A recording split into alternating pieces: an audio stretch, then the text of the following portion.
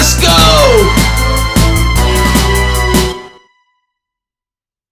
Scene Beatty, culinary extraordinaire, the coldest in the kitchen, just call it Frigidaire. The dopest with the knife, the dopest with the pots. This chef from Akron ain't choking when the kitchen get hot. He hit the battle scene, man, these chefs ain't serving. He got a shot, hit it, he's the champ, Kyrie Irving. The freshest with the cooking, the dopest with the carving. Cuts through the big apple like he saw the Knicks at the Garden.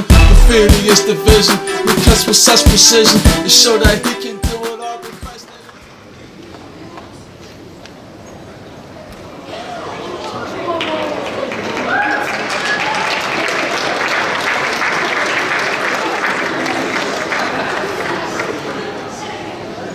How's everyone doing? Everyone all right out there? Y'all quiet. What's going on? Everyone all right out there? So I'm telling you guys right now, if you guys are going to be lame, be quiet, be a bunch of bums out there, this is probably not the assembly for you. So we're going to have a lot of high energy, a lot of interaction, and hopefully, we're going to have a good time. Is that all right with you? All right. So originally, I was supposed just to kind of speak, but they didn't tell me I was going to have to follow Lester. Like, I mean, that guy, he's a beast. I'd have probably just carved the whole time and not said anything. But probably one of the greatest gifts and talents that I've been allowed to share is my gift of carving. So obviously, everyone knows recently that I was drafted to go into the Food Network. And I would never forget the phone call because I was sitting in my dining room and the phone rings. And it's an executive from the Food Network. And they said, we saw some of your stuff online. How would you like to come out and be part of the new show? I ain't gonna lie, I thought someone was prank calling me, asking me, if I wanted to come on the Food Network, considering I didn't even apply to be on the show. But needless to say, it's like a pinch me moment. So if you look back over the years, I'm a self-taught carver. Some of the art that you see that I've kind of presented in front of you is one of those things that I've taught myself how to do. I grew up on the southwest side of Canton, Ohio. My mother and my father were both addicts, drug addicts and alcoholics. We grew up in public housing to the age I was 16 years old. One of the most embarrassing things I could actually remember is when I was in the 6th grade coming home and finding my parents passed out on a couch with a crack cocaine pipe in their hands. And having a group of my friends and having to tell them that, maybe it's not a good time for you guys to come through. With that being said, laid the foundation of I had a choice to make. Either become a circumstance of my environment or to dig in and find something greater within myself. One of the greatest inspirations that ever happened to me that made Stephen C. Beatty today was one of my high school teachers, Rebecca Leibowitz. I met Rebecca Leibowitz by being a smart aleck in class, believe it or not. And I was walking to class and she stopped me in the hall and made a comment. And I said something smart back to her. She says, if you join my class, I'll make a man out of you. And I was like, what? That probably didn't go over too well. And so the next year I joined her her culinary arts class. And I will never forget because I walked into class and I said to her, I'm here. And so she just looked at me. She says, okay, well, game on. Well, through the course of class, we began to work through some different techniques of cooking, and I began to catch on really quickly. And but I was just a clown in class. I never applied myself. I never saw myself this becoming something that could be a dream of mine, that I can do anything with it. And one day, Rebecca Leibowitz sat me down and she said, Steve, what's your deal? You're in class every single day, but you just goof off. You don't apply yourself necessarily. You do just enough to get by. Why don't you actually try to do something with this thing called culinary arts? And she says, I'll make a deal with you. We can wipe the slate clean. She said, if you give me your all, I give you mine. And me and Mrs. Leibowitz made a pact that day. And this woman who worked in a diner her whole life gave me every sense of purpose, what it meant to respect the cloth that I wear today. This woman went over and beyond because she saw something in me I didn't see in myself. She told me I could make it. She told me that I wasn't just good, but I could be great. And that's the same message that I share with this auditorium, is that it's not okay for me just to be good, because there's a lot of good people out there. But I believe everyone here could be great. Rebecca Lakewood saw that something in me I didn't see in myself, to the point that she called Pennsylvania Culinary and says, I have a student here that he needs to be in your program. A representative came in from Pittsburgh, interviewed me, and set me up with an entrance exam, which I passed. Mrs. Lakewood then saw fit to sign me up to get 6 scholarships for me to be able to go to culinary arts school and further my education. All because of the decision that I made when I was sitting in the very seat that you, ladies and gentlemen, are sitting in today. That a teacher saw something in me, and she encouraged me. I went on to culinary school and then went on to become one of six individuals to actually attend a program in Grand Rapids, Michigan to work under a certified master chef, Joseph Huber. Joseph Huber was one of 67 at that time certified master chefs in the world. It's one of the hardest tests besides becoming a doctor that there is to take. Chef Joseph Huber instilled upon me some of the greatest values of what it meant to be a culinarian. I then was transferred to work with a gentleman by the name of Chris Madison, who was a 6th generation Escoffier apprentice out of France. So you gotta remember, a kid from the projects that grew up in public housing is now working at one of the most fine dining establishments in America. And I had to make a decision, and the decision was simple. Do I want to become a product of my environment? Many of us sit here in seats today that our environments aren't productive. It's not one of those environments that we're proud of. It's one of those things that actually affect us every single day. It actually inhibits us from coming to class and actually paying attention and wanting to further our careers and our education. But that's the decision that you have to make today. The other thing I had to encounter was an old monster, and was my self-esteem.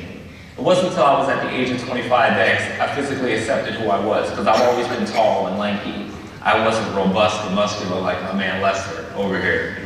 But I coined the nickname Steve Urkel. Everyone used to call me Steve Urkel because I was tall and lanky. Steve Urkel, Steve Urkel.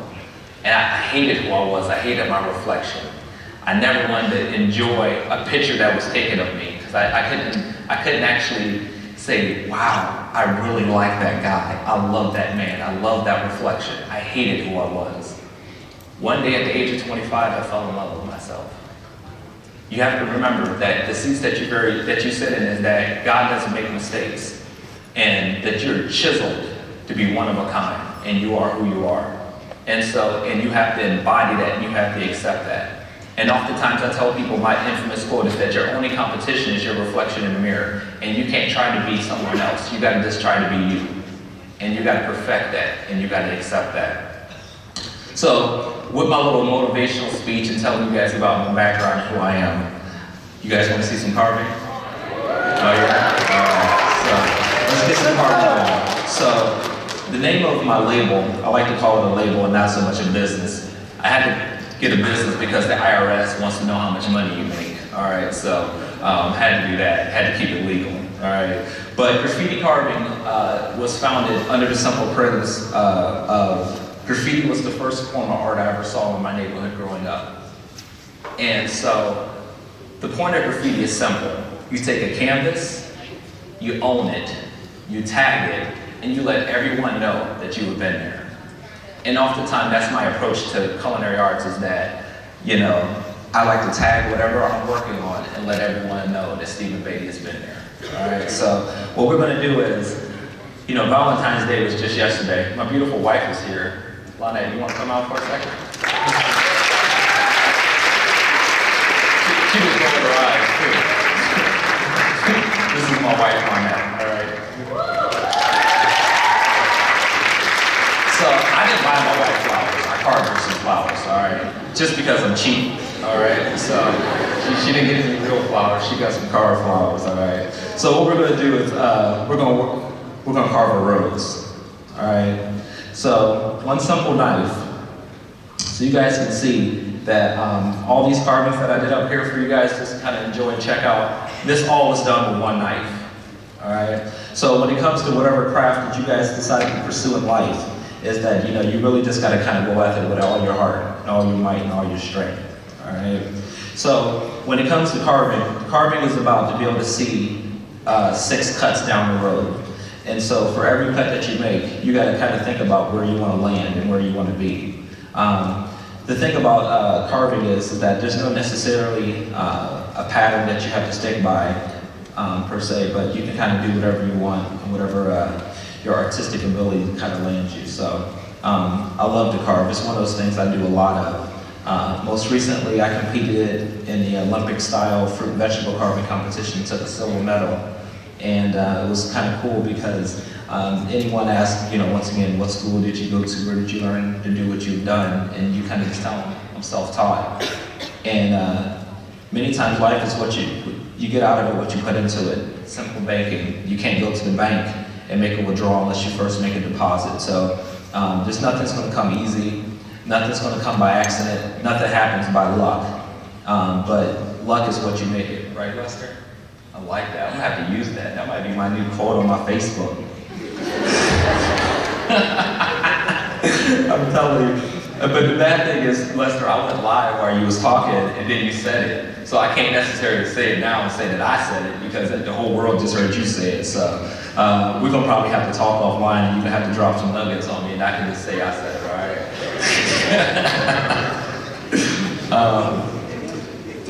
When it comes to this great gift is that I'm crazy enough to believe that everybody all giggling out there. I didn't even take a joke. When it comes to this gift called carving, I never thought in a million years that it would put me on the Food Network. And let me tell you about the Food Network. They're a bunch of bums because they tried to kill me on the Food Network. So when I got on the Food Network, I thought that, it's kind of, cut, they reset the stage, you go sit in the dressing room and hang out, eat some snacks, drink some water. Nah, that clock that they do for those competitions is real. I was like, whoa, I need to talk to somebody about this because I'm too pretty to be working this hard. I'm sweating on camera, I almost cussed a couple of times. My pastor was watching me on TV. I'm thinking, what are you gonna say to me? My wife, the kids is watching.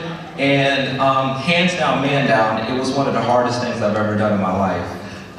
My teammates, Froggy and Beth from the show, I had never met them before. I had never worked with them before until one day they turned on the camera. And that's the first time I ever worked with these people was in front of national television. You want to talk about pressure. Pressure, that was hardcore.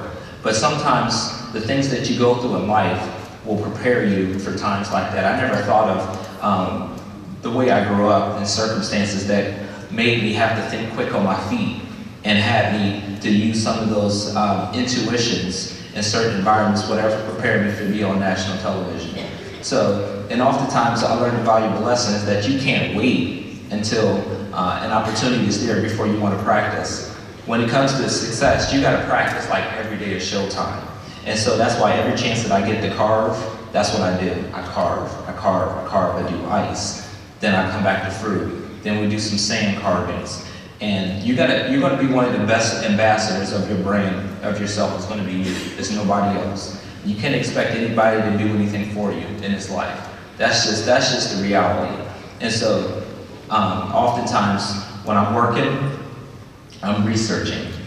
I get books in from Thailand all the time. I don't understand none of these books, the things that these books say, to be completely honest. But you know what I do? I study it. I practice every single day. My wife will come downstairs and she'll be like, Steve, you going to bed? Nope. Come practice. Practice. One of the best things that ever happened to me was having a son. My son, Seth, he inspires me on so many levels because he reminds me of me. This guy is a little tall, lanky, bigger, light-skinned kid. Like, he is my split image. But one of the things that I had to find out very quickly is that as a father, is that my son wants to be everything that his dad is. And so one day you're gonna have kids and you're gonna have to find out that these little people want to be just like mommy and daddy. So just remember that as you're going through life, that the decisions that you make and the things that you do is going to affect somebody else. So check this out. So I just been talking to you guys and we just kind of just laid a couple roses in there real quick. That's a G move right there. So if you single, guys, if you single and there's a young lady you want to date, see me after this and I'm gonna teach you how to carve some roses, all right? Because no one can deny a rose.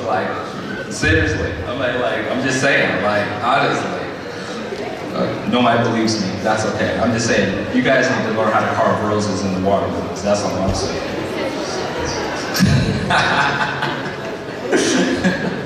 Oh man, I cracked myself up. I'm serious, I really do. I cracked myself up. Because at home, I'm not allowed to have a sense of humor at home, so I gotta wait till I get to a place like this and cut up. So I don't think they're ever gonna invite me back here ever again to do anything, so I'm gonna go ahead and make the best of this opportunity. So I got a mixtape dropping soon. You guys wanna hear my rap? I ain't even got no rap, I'm just joking. You guys don't wanna hear me rap. Oh, freestyle. Who just called me out just like that? And you didn't say it under your breath either. You wanted me to hear that too. That was the thing. Who just called me out? Who said that? You did?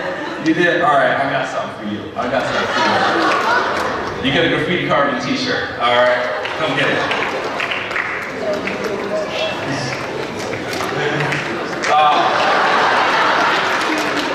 God, we know she ain't on the football team, no. Basketball, nothing. Jeez.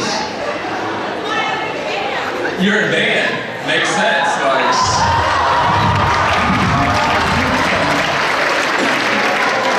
love it. That is awesome. All right, so what we're gonna do real quick, I'm just gonna throw some petals in here real quick. This carving is gonna be done. And what I want to be able to do is I want to hang out with everybody for a little bit. I want to take some pictures with folks. All right. I want to, you say yeah. I want to hand out some t-shirts. I want to sign some autographs. All right. And I just want to love on everybody and encourage everybody. So in closing, as I'm carving this, I want to leave you guys with a little story. All right. So there once was a young man one night, and he prayed and asked God to become a chef. Let's say he wants to be a chef. And God says, get up and go down to the middle of town, and there's a huge rock in the middle of town, and I want you to go push that rock. And so he goes, I don't know what the rock has to do with cooking, but I'll go push this rock. So he gets up and he goes down and he starts pushing this rock, and the rock doesn't move. This rock is huge, it's about as big as this table, about as tall as me, and this young man is just pushing this rock, and this rock isn't moving. And he's giving it all of his might, and the rock isn't moving. And weeks go by, and every day he comes down and he pushes this rock and he tries to move it. And by this time, people are taking notice that this young man is going down to the middle of town to push this rock, and they start to make jokes about it. They take pictures, they update it on Twitter, it's on Instagram, it's on Facebook, it's on Snapchat. I don't know what else there is to put on social media. Those are the only things I know, all right? And they begin to make fun of this young man. And it says, no, doesn't he know that this rock is too big and it's not gonna move? But nonetheless, this young man, day after day, week after week, month after month, goes and he pushes on this rock and he tries to move it. So one day the young man becomes discouraged. And he says, I'm done. Forget it. I don't want to be a chef anymore. If this is what it takes, me getting laughed at, people making jokes about me, I don't want it. Forget it. I'm done. And at that moment, God says, you ready to give up? He says, I'm done. He says, well, good. He says, because now you're ready. He says, ready for what? He says, you're ready for your dream.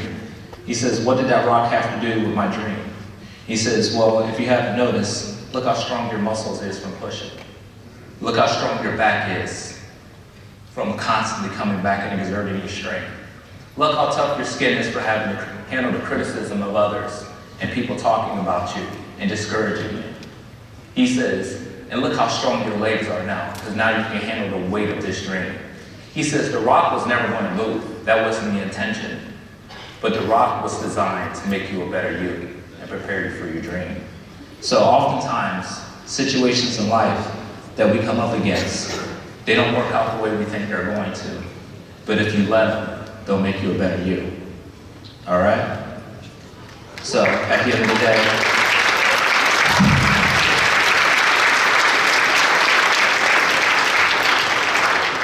So at the end of the day, ladies and gentlemen, I just ask you to push the rock, all right? My name is Stephen C. Beatty. I own Graffiti Carving. Check me out on social media. You can follow all my crazy antics, all my travels, all my competitions. I post my TV appearances and everything that come along with it. So if you have a moment, check me out on social media and all my crazy antics and everything that I do. I think we're gonna leave this table up. I want everyone to come check it out. It's kind of hard to see, but I did your logo on the watermelon, so I think it's kind of cool, so you guys can check it out.